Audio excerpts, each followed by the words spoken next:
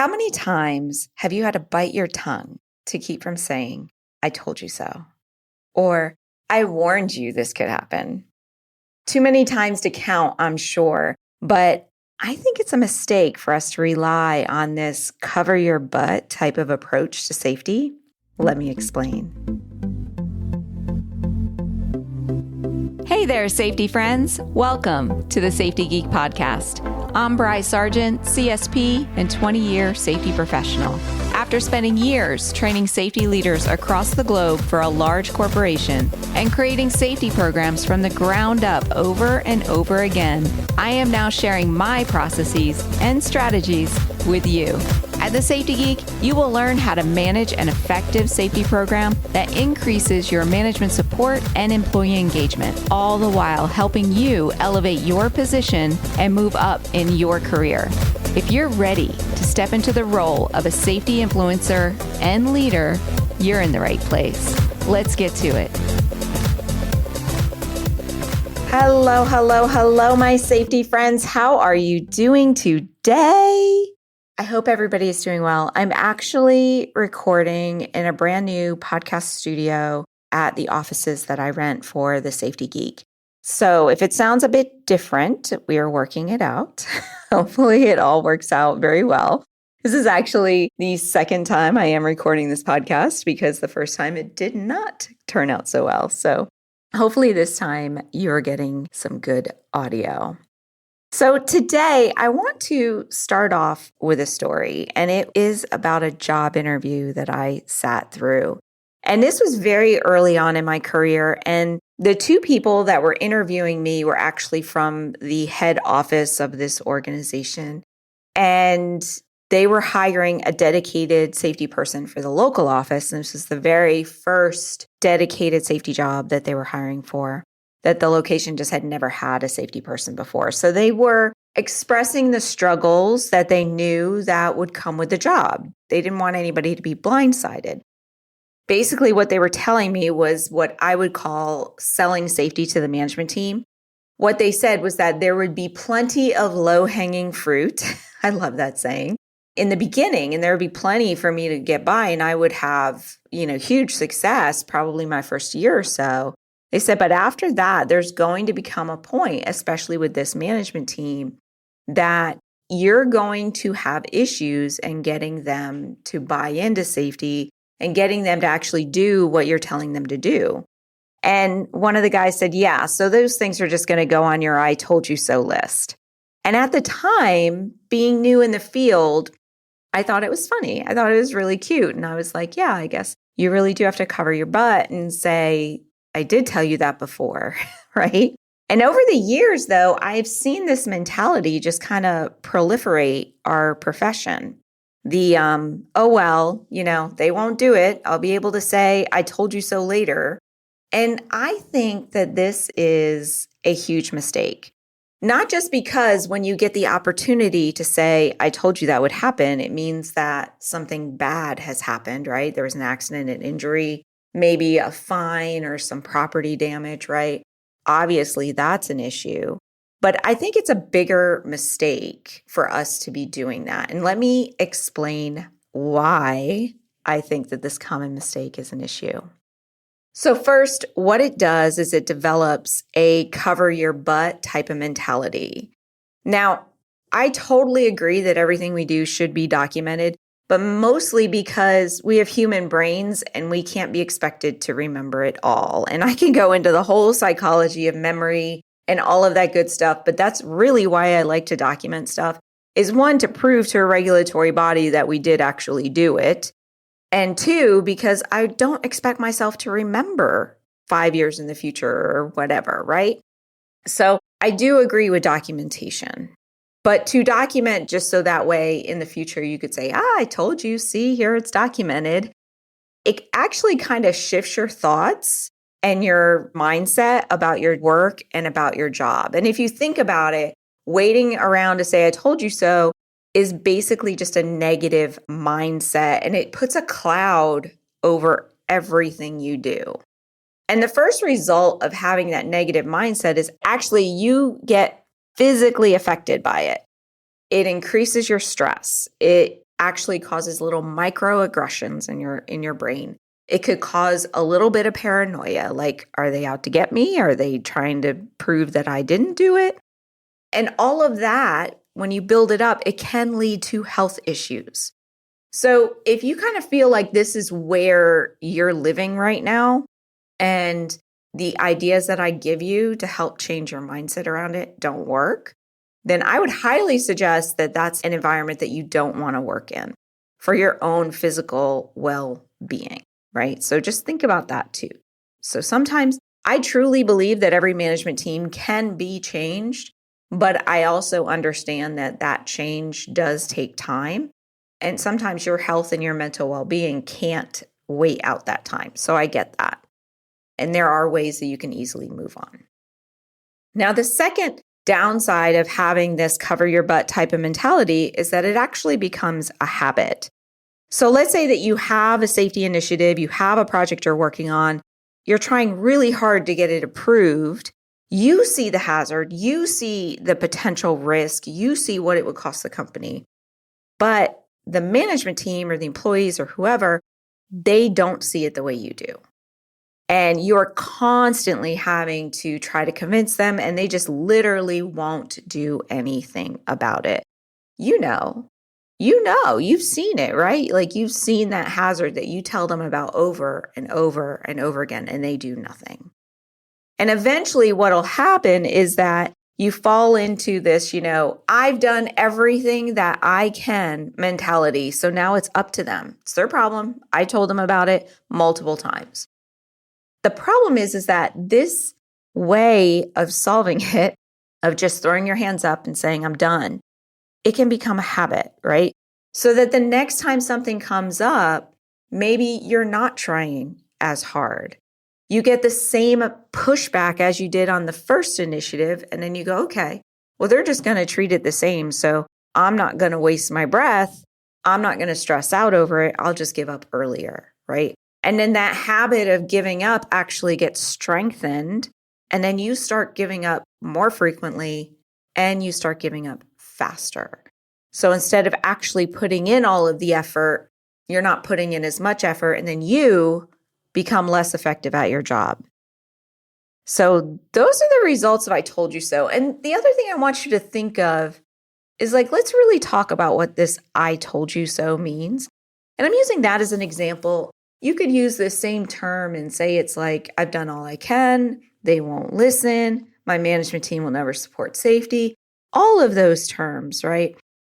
Basically, when you say that, and if somebody said it to you, how would it make you feel, right? Do you think that if somebody came to you, let's say you messed up, somebody told you about something, and you didn't take any action on it, because you didn't think it was a big deal, and the bad thing happened. And they came up to you and said, I told you that would happen. Or maybe they weren't even smug like I like to be, right? Maybe they were just like, man, I told you this would happen. I so wish that you had listened to me, right? Does that make you want to build a positive relationship with that other person? If they did it once, that would probably be fine. But if this person was constantly sitting there waiting to say, I told you so, just to dig that knife in a little bit deeper, because I truly believe that when people screw up, they know they screwed up. They don't need you telling them that they screwed up too, right? So when we start being seen as that person that is just waiting around for those little gotcha moments, people tend to avoid us. And then once again, that makes it even harder for us to do the job. This is where you get those situations where you walk into a meeting and everybody gets really quiet, or you walk into the room and everybody signals that safety's in the room and, don't include them in whatever you're doing. Hide things from safety, right? You don't want to have those negative relationships. You want to have positive relationships within your workplace. So the better approach, when you've told somebody about a hazard and the bad thing happens, the better approach is just to step in and help clean it up. Clean up the mess and move forward. It's better to get it right than to be right. I absolutely love that saying. And don't even bring up the I told you so, or we talked about this before. Instead, just help them get through it and be seen as a valuable team member. And if you did that instead, what would the result be? It would be a more trusting and better teamwork relationship in the future. So that means in the future, they will more likely listen to you because not only one, were you right? But two, you weren't really bad about it when the bad thing happened. You were positive about it and you were helpful. Now, the last reason why I think that waiting to say I told you so is a mistake and developing that mentality is actually going to hurt your career is that you're telling yourself every time you think it, you are telling yourself that you're holding on to that company instead of looking out for your own future. You're basically telling yourself you're going to stay at that company because you've said, well, one day I'll be able to say I told you that would happen. Well, that means you're going to be there for one day, right? And who you're working for now may not be the one that you're working for 3 or 5 or 10 years from now. So you might not even be there to say it. So wouldn't the better approach be let's convince them to actually make this change while I am here and while I have the expertise and while I can put this in place? So what you're doing is you're actually missing out of an opportunity to learn from the situation, to become even better at what you do. Because as I've told you, you need to be a safety influencer and not just a safety manager. You need to influence them to make that change. And if they're not making the change now and you're waiting around to say, I told you so, that means that you're not influencing them to make that change. So what should you do instead? So the mentality of I told you so, or, I'll be able to tell them that would happen later on, needs to be replaced with the fact that a no right now does not mean never. It just means no right now. So when you're telling them about a hazard or something that needs to be changed and they say, no, we're not going to do it, that doesn't mean never. Instead of it going on to an I told you so list, put it on a tabled list. So just say to them, okay, I understand that we can't do this right now. I'll do my best to protect against this hazard, but I'm going to table this and maybe we can talk about it again in the future. When you say, I'm going to table it, in your mind, you are no longer having that negative mindset. You're having that's just something I'm going to work on down the road. It ends up becoming a more calmer mindset, a more positive mindset that gets you thinking about ways that you can get them to make the change in the future. And then this becomes a list, your tabled list becomes a list that you can reference regularly. Maybe every 3 to 6 months, you go, hey, I want to review my tabled list and get everybody's opinion on it. Or I want to review my tabled list and pull a project from it. So as you're working on a new continuous improvement project, instead of brainstorming new ideas, just pull from the tabled list or try to get them to pull from the tabled list. And honestly, let's say that you don't want to table it. You feel so strongly about this that you don't want to table it. Then don't drop it, my safety friend. Don't drop it. Become that annoying reminder and develop a really strong return on investment. This is something that we lack, is being able to sell the business case for our safety initiatives. Keep making your ROI stronger and more convincing. Do the research, share the results of your research. Actually give them hard facts as to why they need to do this and why it would be good for the company. And just keep trying ways to change their mind and get them to agree to test it. Sometimes this is a really good compromise. So let's say that I remember somebody one time, they wanted to have everybody in the warehouse wear orange safety vests, and the management team just didn't want to do it. And this is a very simple, cheap initiative. It's a very good one, right? It's not the end all be all, but it's definitely worth the fight, I guess. So they could not get the management team to approve it. And they said, hey, what if we just do it in one area? What if we just test it out in this one area of our operation and see how it goes? And sometimes once they see the test, that kind of gets them a little bit more buy-in too. In this case, it did. They tested it in one area. They even came down to the exact vest that they wanted to wear, what needed to be on the vest, because to make the employees happy, different pockets or whatnot, right? And words on the back and job titles to make it seem really cool. But eventually it ended up going company-wide, but it all started with a test, right? So if you feel strongly about something, just don't give up on it.